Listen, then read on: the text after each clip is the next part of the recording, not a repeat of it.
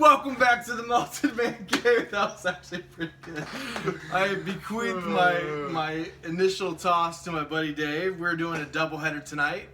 Hopefully you already watched the Balvenie 15 single barrel review. And now we are doing Highland Park 12, which this will be our first Highland Park. Highland Park is kind of known for being the great all-rounder. It's kind of got a little bit of everything from all the different regions of Scotland. Scotch. Well, From Scotland.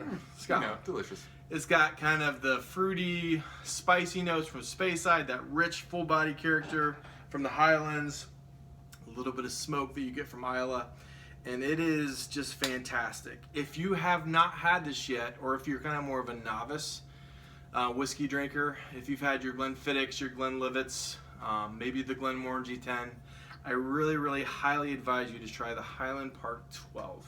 It's a great entry level. First of all, if you haven't had any peated whiskeys, and just a little bit more complex, and kind of just keep on going up that ladder of good scotches. Which, I mean, did you think, being more of a novice? No. What did you think? Well, first of all, it was not the same like what we had before, the bourbon flavor, but it wasn't that strong sherry that we had previously. I thought it was delicious right off the bat. As far as the nose goes, let's take a little whiff. Whoa. You know what I'm saying? He comes here and he drinks all my scotch. I didn't mean to. No, thank you. Just drinks it all. Anyways, let's take a. So right off the bat, strong scent of vanilla. I also got like a floral candle, but it's not like a burning candle smell. It's more of the unlit candle smell, like the waxy floral smell. And Pam runs her candles. She has waxy candles, and but then also like a grassy kind of scent to it. Now I knew ahead of time that I should be looking for kind of a smoke scent, but more than that, initially it's more of a kind of a grassy scent to me. Not necessarily burning, but more of just like kind of an earthy. Which I think you're getting. It's kind of a vegetal, grassy peat note. Yeah, but It's real light. It's not like an Islay whiskey, which I will introduce you to eventually. Mm-hmm. Maybe that'll be our next one. It's not like this boom right in your face smoke, but just a very, very mild, more vegetal, like honeyed. And I'll get into that in a second, because the peat in Orkney, which Highland Park is, way up north in Scotland, in Orkney. And the peat there is different than in other parts of Scotland. The composition, do you know what peat is? Yeah, well, I'm familiar. We live near Cedar Bog, which is a peat bog, so I'm familiar. So all that decomposed vegetation, all that jazz, it just kind of goes into the soil.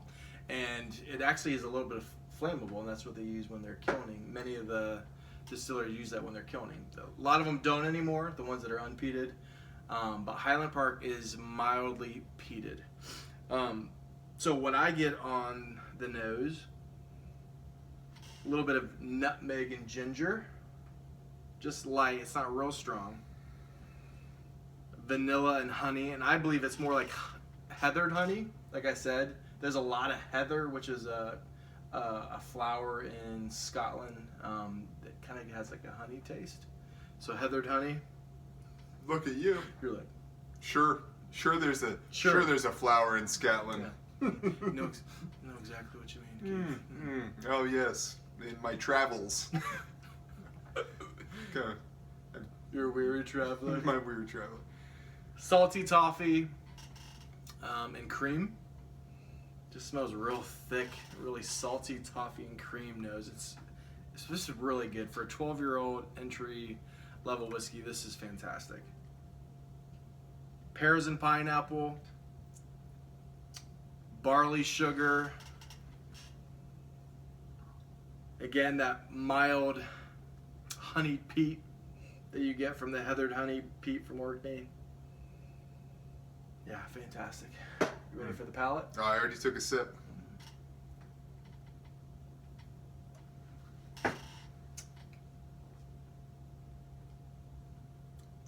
Whew.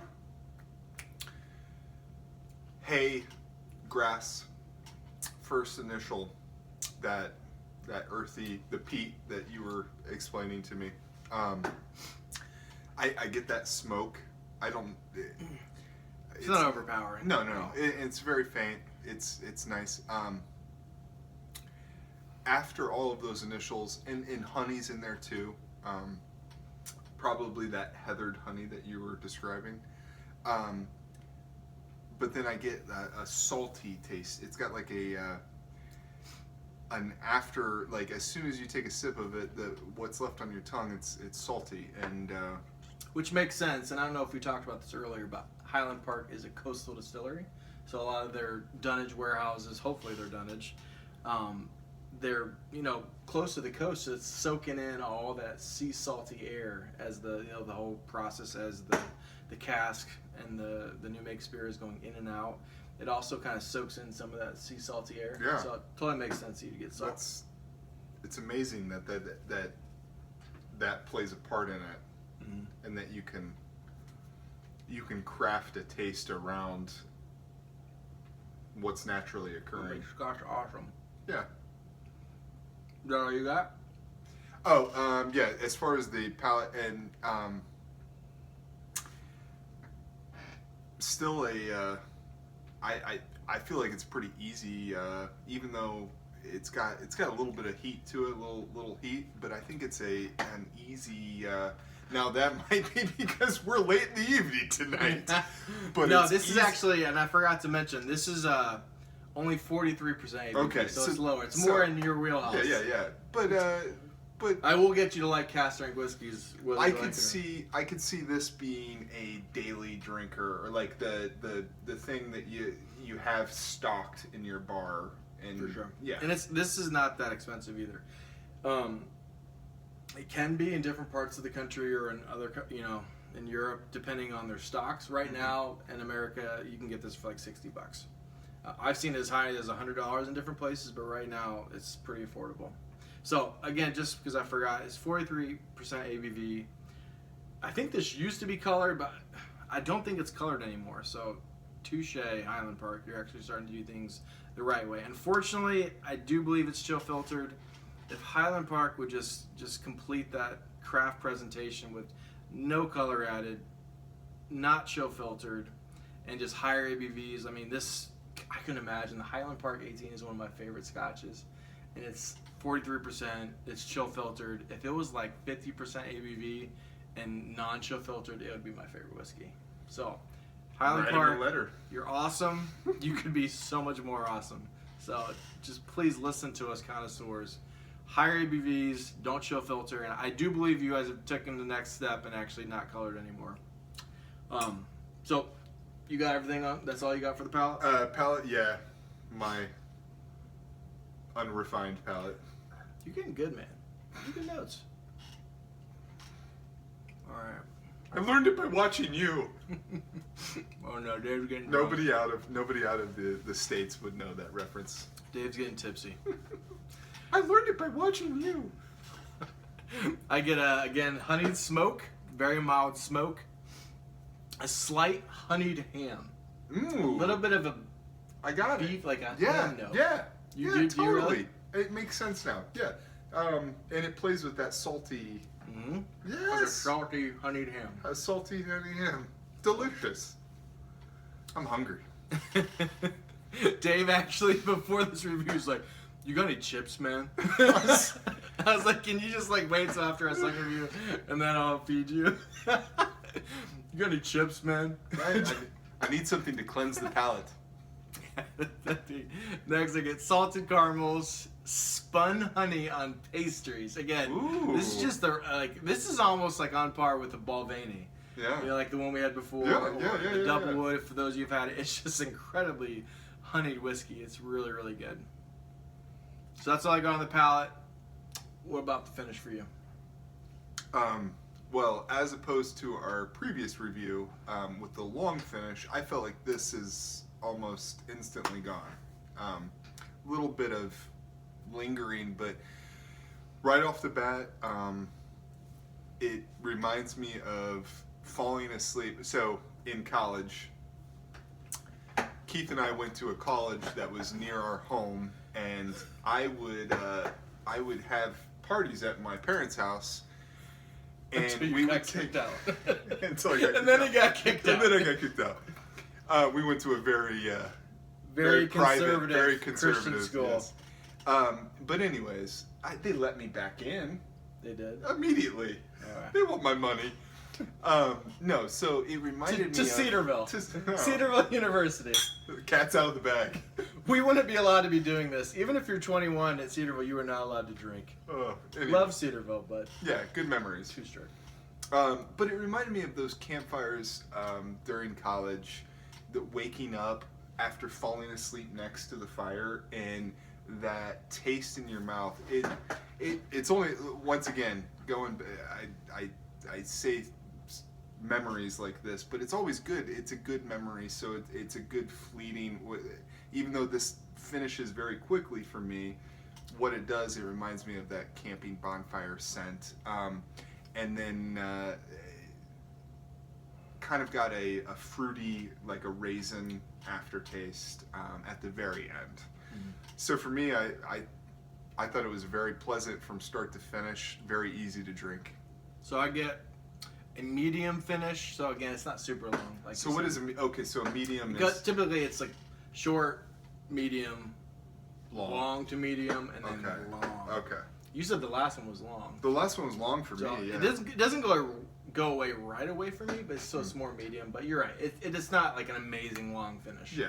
So medium and I get a little honeyed tea. Kind of if you've had tea and you put a lot of like real honey in it, Right. which I try to do to have a little bit more natural of a sweetener since I'm fat and I just don't need to put like regular sugar in it. Every little bit counts. So I get that honey tea, it's like the way it tastes after I have honey tea. And again, a little bit of the smoky barley sugar. So for me, I got Malted Man Cave Mark is an 89 out of 100. It was almost a 90. Ooh. 89 out of 100. I was a 90. 9-0.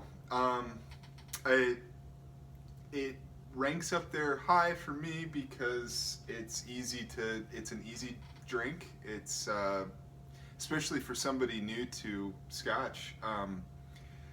I would say this would be a good starting point for and also understanding flavor, because for me this was a little simpler flavors or notes or I whatever. think like I said at the beginning, it was a perfect all-arounder. For you, I think being my Padawan, my disciple, it was perfect because it has bourbon and sherry. We first started out with like two like sherry monsters. Then the last one we did was like all bourbon. Right. This was sherry and bourbon, and then introducing a little bit of mild smoke. Okay. So All then right. as we lead into getting a little bit more of a peat monster. Yeah. Which I'm not sure if you'll like or not yet. I used to hate them. I've started to like peat. Yeah, well, I used to hate IPAs, and well, now I'm kind of swinging back to hating IPAs. But no, this would be a good if you're looking for, if you're getting on YouTube and you're trying to find your soon-to-be father-in-law or somebody a good gift. I feel like this would be a good Scotch, and it would make you seem like you know what you're talking about. But you can also relate to it. It was easy for me to pick out the flavors on this one, whereas previous ones, it took me a lot longer to kind of discern what I was smelling, tasting, anything like that. Yep. Highland Park is very well respected, so absolutely. Anything else we want to say about this whiskey? Cheers. Sláinte.